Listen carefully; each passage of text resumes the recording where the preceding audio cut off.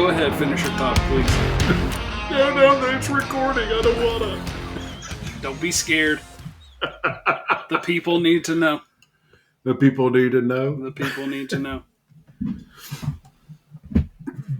We were talking about global events in 2012 and how it kicked off, how the boson particle is, the discovery of the boson particle was the fall of humanity. But why were we talking about it? That is not what we discussed, first off. Okay? I want to make that abundantly clear.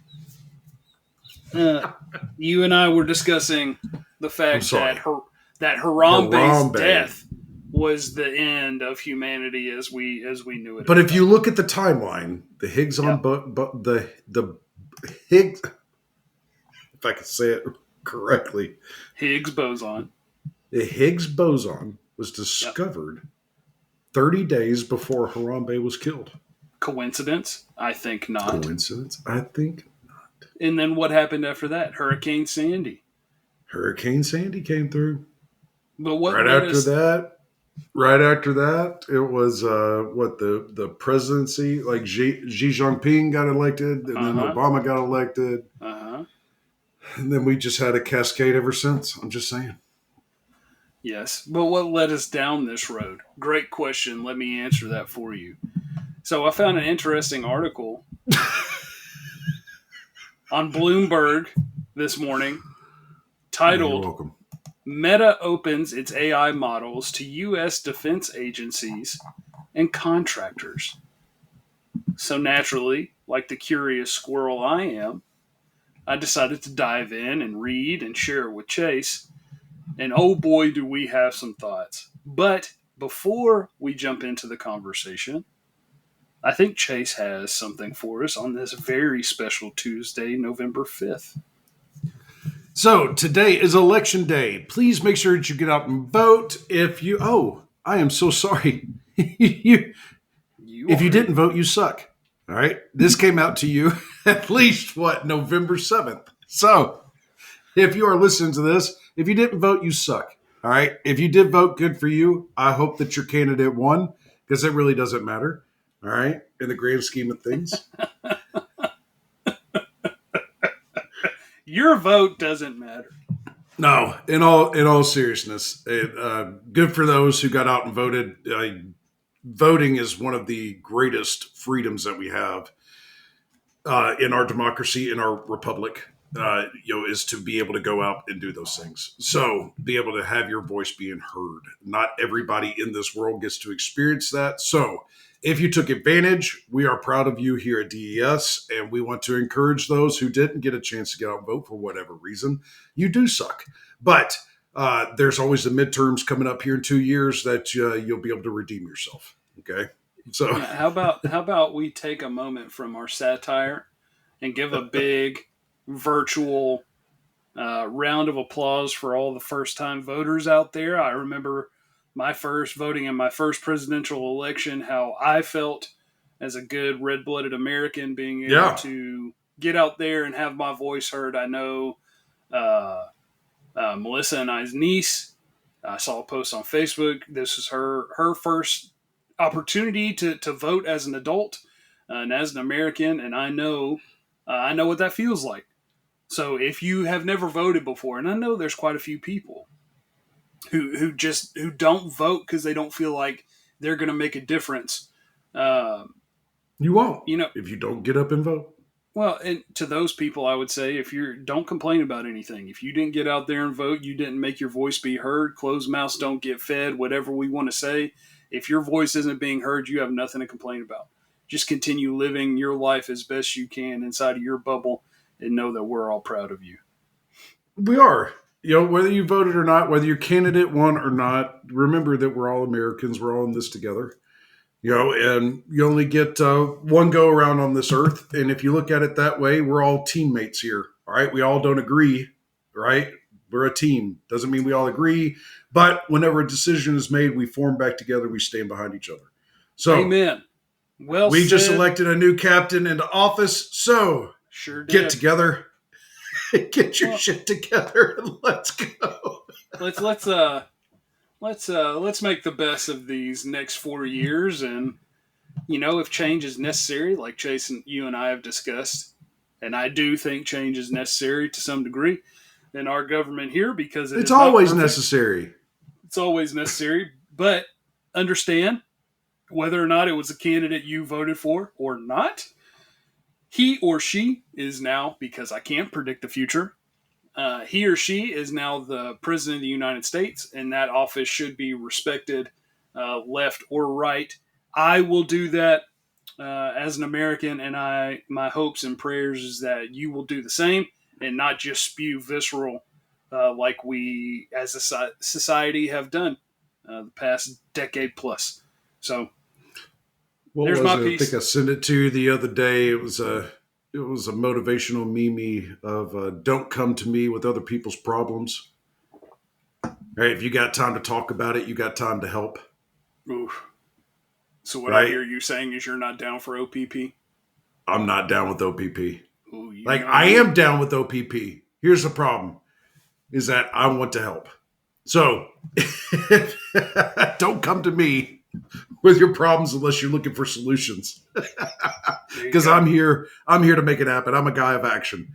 So with that being Dig it. said, thank you guys so much for being here with us on another DEStalks. I am Chase, and this is Rob, and we're going to dive in it to Meta opening up all of its AI models. Oh my gosh, to the DoD and other defense agencies. Man, that is scary awesome. Like I am, I got goosebumps whenever you shared that article. I was like, oh, they have not learned anything from Terminator.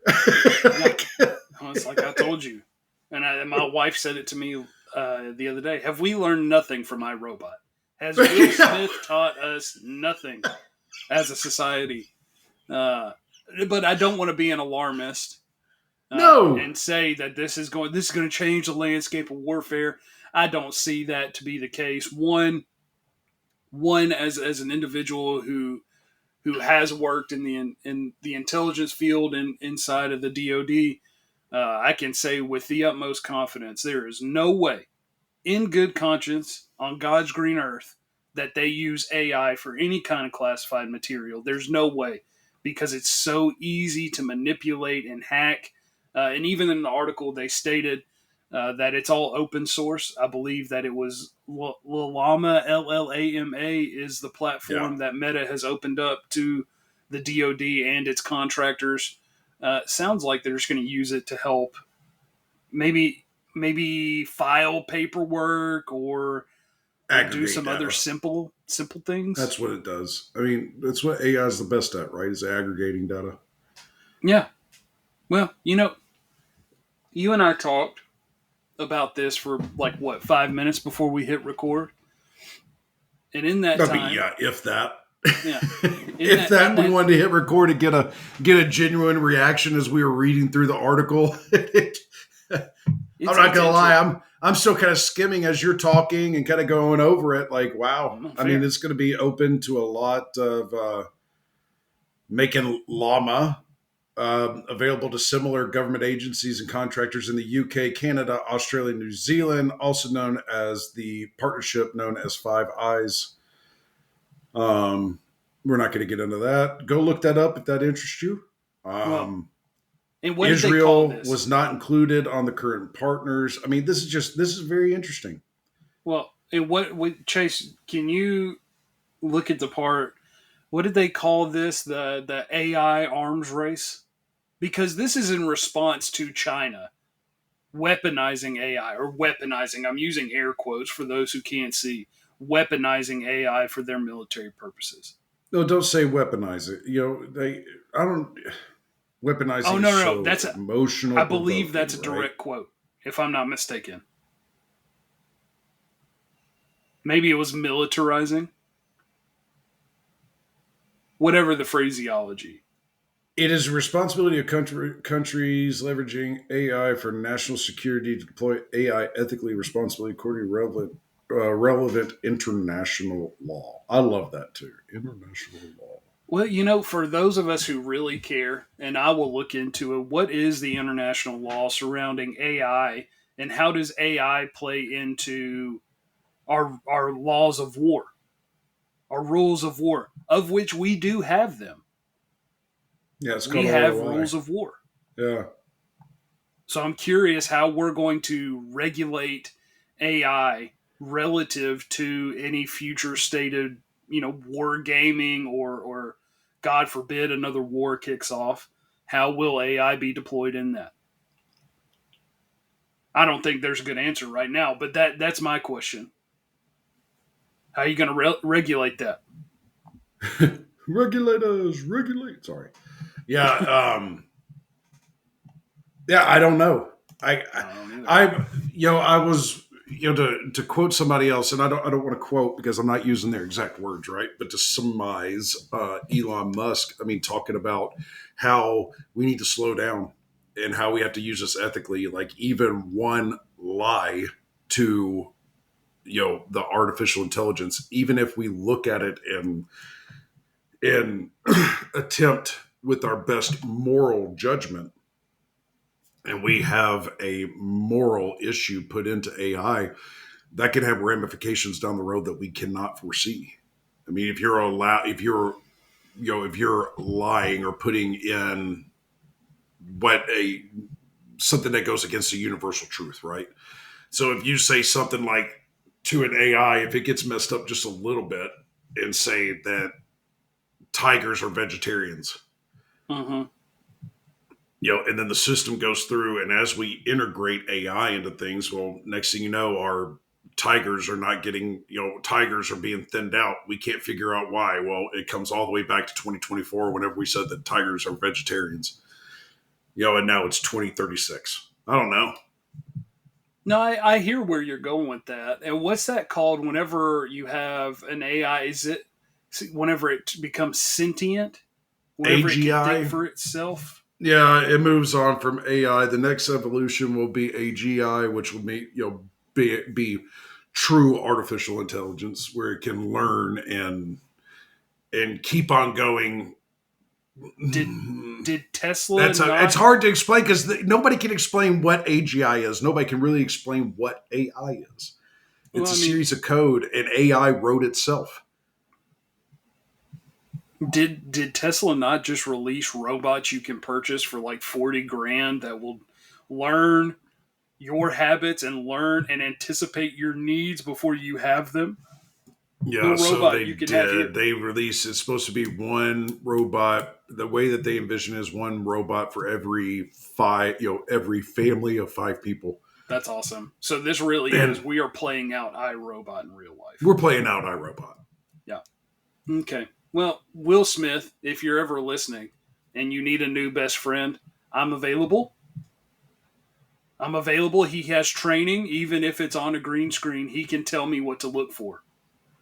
Hey, Will, because you are listening, not if you're listening, because you are listening, go ahead and reach Oh, out to sorry. us at info@dynamiceducationalsolutions.com. We would love to have you come on and talk to us and our Yeah. audience about your experience on iRobot and what you can glean. Help us glean from Yeah. And that. I want to be very clear. Chris Rock deserved it. I'm on your side. I'm on your team. Okay. No, in Rob's all on Team seriousness, Will. I am curious because if you extrapolate the ramifications of adding AI into wargaming, right? I think there's a natural evolution to that, especially whenever we've gone away from trench warfare, and that the evolution of warfare has become more and more away from the human element. We've employed drones. We're using a Well, lot more I aerial, mean, and you're go ahead. exactly right, Rob. I mean, what was the difference? What was the biggest difference between World War One and World War Two? Uh, Technology, right? a little It dude with a bad changed the way that mustache. we are fighting. In World War One, we were fighting like we were still using horses and carts, and we were You're still right. doing those things. World War Two, we were flying planes. We were It was the dropping tanks, bombs on right? each other. That was the largest difference. It was the tanks and the train systems. to transport tanks, munitions, logistics. and It was transportation. Yeah. It was the Yep. advancement in medical. Advancement in medicine that came out of World War One. Yeah, for sure. And then it was carried over World War II, which we took those. And if you look at American, because we are Americans, and we're going to look at it from our perspective, we jump from there to our next war, where we advanced again, right? And then we move to our next war, where we advanced again in technology. And now look at us. We did a 20-year war in the Middle East, and look at our technology now. Yeah, I'm going to tell you right now. I think we as Americans have probably come as close to perfecting warfare as you can find. The industrial complex behind war in America. I mean, you were talking about a multi-$100 billion industry on an annual basis. I mean, it's huge. But it's a global exchange. This is not. No, you're right. People think that it's the American war machine. It's the global war machine. Well, who's America just so happens to perfect it. I mean, we're just so happen to be the best at it right now. Right? We're the biggest arms dealers in the world. Everybody likes to point at Russia and think because of the Cold War that it's Russia. No, boo boo. It's us. Be proud of it. Okay? Be proud that at some micro level, and I can already see it in my mind. Be proud. Listen, we're gonna get eat up in the comments. Look, this is satire, guys. Like, this is honesty. All right, we live a good life, and the fact that you can come at me in the comments and get upset about the fact that somebody can call it out for what it is. Look, it is what it is, guys. The American war machine has gotten us to where we are today. We're all as comfortable as we are because of the choices of our forefathers. So, like right. Win, lose, or draw, it is what it is. It is a little bit of satire with truth mixed in that. But I can already see some like data scientist who has nothing to do with the military guy. I had nothing to do with that. Oh, but you helped develop that meta AI. So you had a big role to play in that. Now, I find it interesting. I am curious to see the applications of it, and I am a big proponent of one piece, right? Absolutely. You call me a hippie, call me whatever you want to, but the harsh reality of the situation is we'll never be able to remove any kind of human element from the decision-making process, so we will never truly have peace here. And so anything that can do what? We're working on it.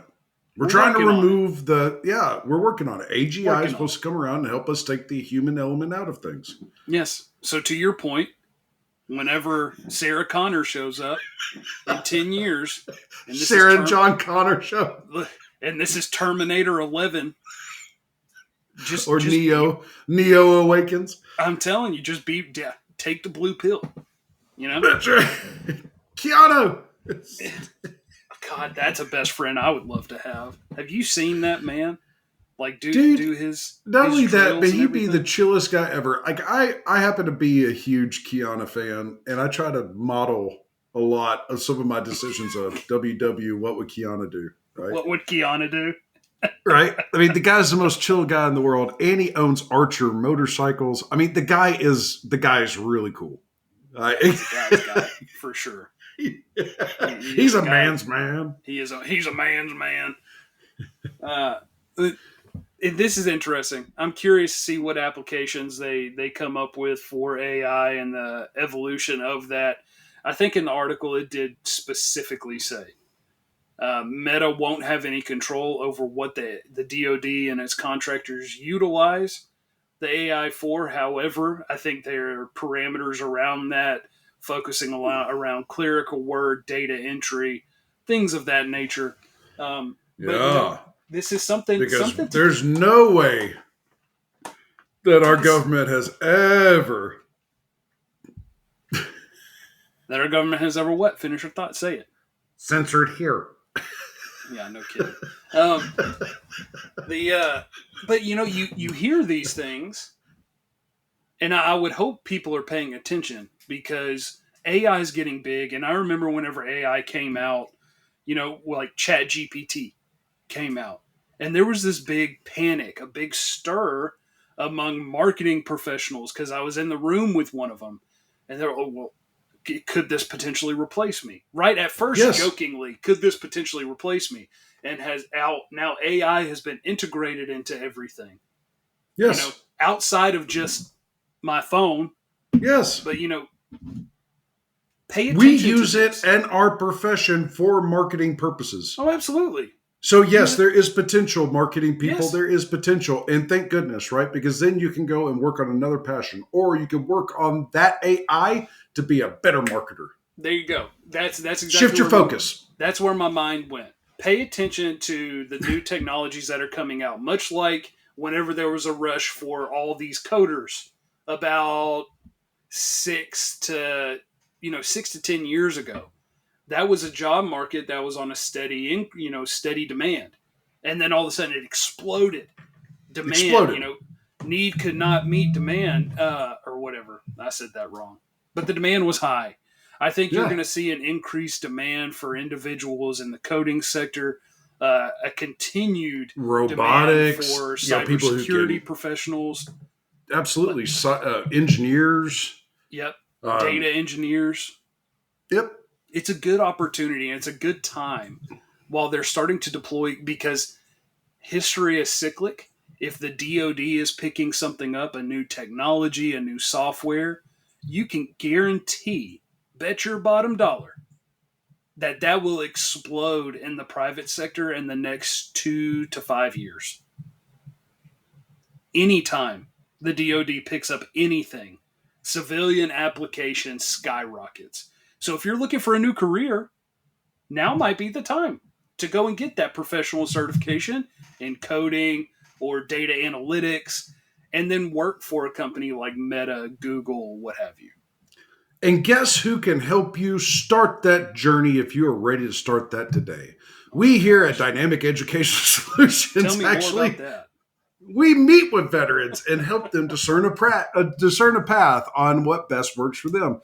Look, guys, there is a whole new, this is why we bring this up. This is a whole new side of the business sector that is about to emerge in a way that we cannot foresee. Okay. If you have the wherewithal and the foresight to do something that you feel like is going to be big in this section, now is the time for you to seize that opportunity when nobody else is. Don't wait. Okay. Give us a call today. If you don't know how to do that, give us a call. We'll help you formulate that for free for veterans. And go give us a call. We'll help you out. Just point you in the right direction, man. Point you in the right direction. It doesn't have to be. We're not going to fill out forms for you, right? We're not going to sit there and do the work for you, right? But, we will help give you a direction and tell you where to start. This is where you should look. I'm going to push back on you for just a minute on that. I think you and I have done a tremendous amount of legwork, so that way the other veterans don't have to. You don't have to spend hours and days researching the best place to go.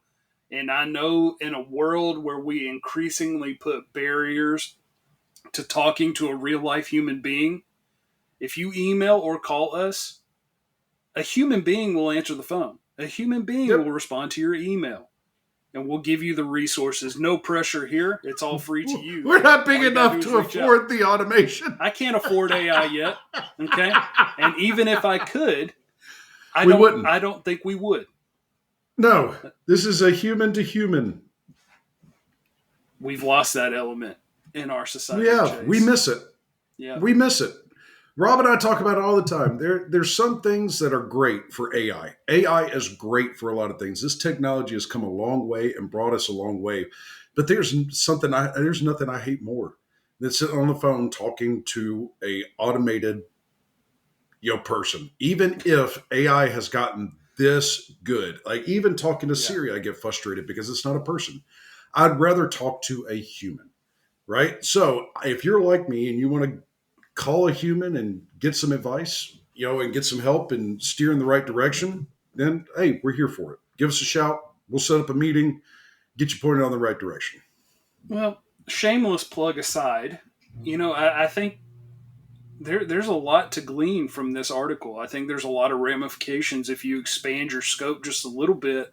I mean, in the job industries, the demand is growing, for data scientists, especially on your cybersecurity side of the house. That is going to be paramount.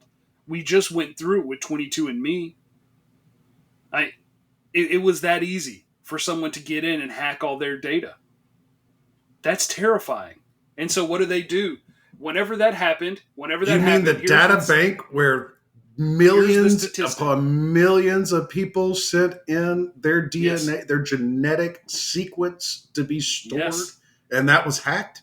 No. Yeah. Oh, it happened. Oh, it happened. And not only did it happen, a week after it became public, coincidentally or not, there was an 11%. This is Department of Labor, an 11% increase in demand for cybersecurity professionals at the entry level. If I may, the starting salary percent is insane. That's huge.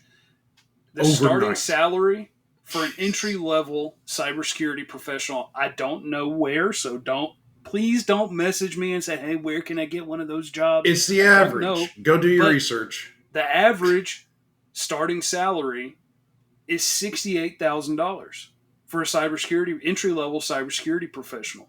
And in a world where things are getting more expensive, and they will continue to do so, and salaries aren't on the rise, maybe it's time to shift your focus where there's a little more growth opportunity into these information technology sectors. You and I have talked about that for literal months at this point. Yeah. And it's conversations that I have whenever I went over to my local VFW to do an event a few weeks ago. And in our business development group, we talk about job growth and everything. And IT is where it's at, man. Even if you don't feel like you're a computer person, might be time to be a computer person. Just throwing that out there. Might be time for you to learn how in the computer realm do you fit. So I had a conversation with a veteran the other day who happens to own a business, and he made the comment that he can't find people who want to work anymore. And I kind of pushed back on that. And I said, well, that can't be true. Everybody's hungry, so where are they getting fed? So, we kind of worked through that, and we kind of came up to the idea that you're just not marketing to your audience, right? Yeah. So where in the 90s, where this, in 90s and 2000s when this gentleman started working, and now he owns his own company, you're looking at a completely different type of people. It's not that we're not the same Americans in 2024 that we were in 1994. Nope. Right? Like, you have different needs, you have different demands, and different things are, they want different things out of life, right? These are new employees that are coming on. How, he asked me, how do you sustain employees? I said, ask them. I know the answer. You ready?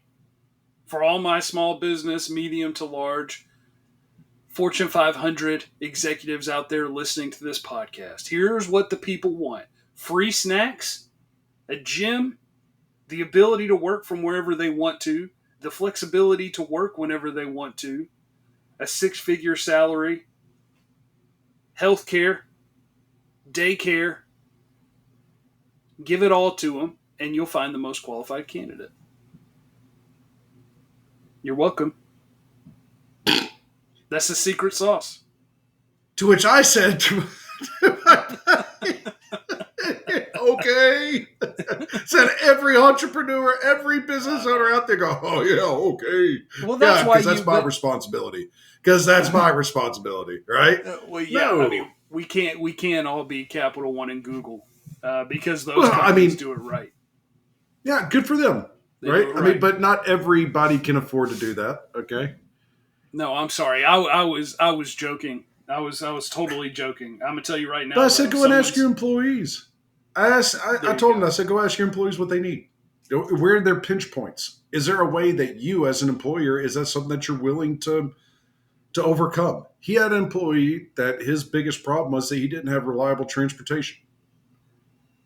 So he went to him and said, hey, dude, if I go and I lease a vehicle for you to get back and forth to work, would that alleviate? And he said, absolutely. So it alleviated, part of his business problem because he needed another fleet vehicle, to transport, to transport gear and stuff in, and he got an employee that is now going to be loyal to him for probably decades, right? Because now you're taking care of an employee where they are, and you did it creatively, which is awesome. That is awesome. And good advice. Have a conversation with your employees. Don't put out an HR poll with pre-selected answers. Have a Yeah, human and don't conversation. stand up in front of everybody. Just walk into the break room every now and again, big dog. Or just get somebody in the chat to say, "Hey, what's your pain points?" Yeah, look, and jokingly, I say these things because Chase and I had a conversation this morning, and I'll be very open and vulnerable in this moment. I won't share everything, but I was asking Chase and venting a little. I was like, I don't know how people have time to do all these things. So I'm with the people that don't know what employees need, but want to figure it out. But it is hard. It is hard to pull away and take even 5 minutes out of the day to have a conversation with one employee, because once you open those floodgates, they don't stop. Everybody wants a little bit of your time. But they're necessary conversations, especially as you know, you and I both know as small business owners, having that conversation with employees, having that conversation with your business partner on what do you need. That way you can address needs, the actual need, right? Not not the ping pong table in the break room, not the free I don't need a snacks. pizza party, bro. Yeah, I don't need your pizza party. I don't need free fruit snacks in the break room. Like, I'm good. For real? Never mind. I don't even like fruit snacks. Ignore the Domino's delivery driver who's about to pull up to your door, big homie. Just ignore that. It was my way of showing you I appreciate you. I think I can speak for most people when I say, just give me the cash. Just joking. I think I can speak for myself and say, if you, Chase, want to send me a free pizza for lunch today, I'm not going to be mad at you. No, that's not. I don't think anybody's saying that. What I am saying is that if you're going to throw me a pizza party instead of giving me a raise, I mean, at least tell me that you can't afford to give me a raise, and that's why you're throwing me the pizza party. I'll tell you what. If you as an employee go to your boss and say, I want a raise, and instead they throw you a pizza party, now may be the time to look into the information technology sector. A job market which is growing exponentially. Welcome to DEStalks, where we're going to talk to you about how do you... just rewind this DEStalk about 12 minutes, and then we'll tell you exactly what you need to do. That's an interesting. No, but the job market is changing. The AI is going to change the job market, guys. So, and that goes all the way into medical. Like there's not going to be a field of work that this is not going to touch. So we are going through a transformation, much like we did whenever computers became a home computers, change the world. And then whenever we went, pandemic hit and we all went virtual, everybody, except for essential workers, went virtual. That then changed the working landscape. Now people want to work from home. I mean, look at you and I. We work from home. We have home offices that we work out of. Yeah, there's no need for a brick and mortar anymore. You don't need it. Right. And you and I sit there and look at it and go, should we have a brick and why? We do. We have that conversation. Yep. I mean, it is a good place for everybody to congregate. Yep. But I'd rather give that back to my employees or give that to, to a charity to which they can go do better things with. There's just so much, anyway, the landscape is changing in such a way that you have to be dynamic, right? And I think that's one of the reasons why we like we came up with and still with dynamic educational solutions, because it's got to be dynamic. You got to be dynamic to fit the needs of a growing future.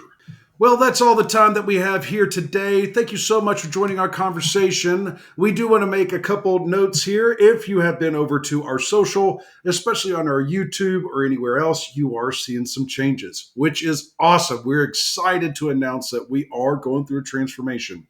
We are now starting to get our logo designs and things going. So be on the lookout for new things. Thank you so much for being here with us. Make sure that you stay on top of the social, as we do have a live session coming up here on Thanksgiving. You have a chance to be with us on video. If you want to be a part of that, make sure that you're paying attention and DM us on our socials. Send us an email. Make sure that we know who, what, where, and why you want to come on to the show. We would absolutely love to have you there. Until then,